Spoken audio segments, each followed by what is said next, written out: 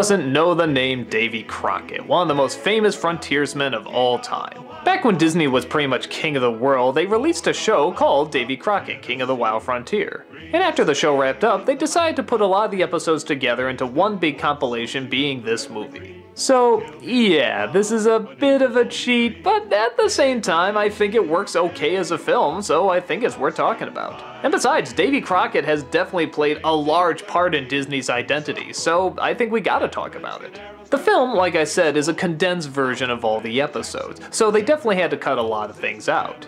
This is funny seeing how the show was already a very romanticized version of a real historical character. So the movie sort of serves as a best of the show. But it still comes off pretty effective, seeing how they know just how much character to keep in there and just how many plot points to keep in there, so it never feels rushed or out of place. It's just following his journeys of Davy, his partner Russell, finding adventures to partake in, helping piece out ties with the Native Americans and the white man, killing wildlife, and occasionally even seeing the missus and his kids. Yeah, he does that, what, once in the movie? Ah, the 40s, when family for a man was more of a side project.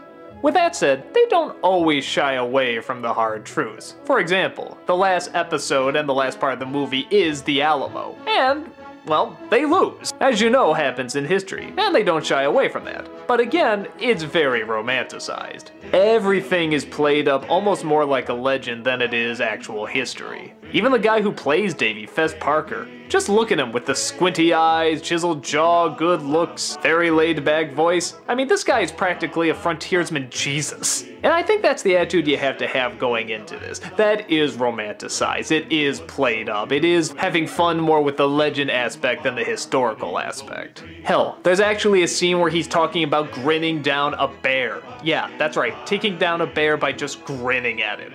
There's nothing so absolutely unresistible as an old-fashioned good-natured grin. Like this. I figured the same thing ought to work on bars, but I never got a chance to find out. It's pretty silly.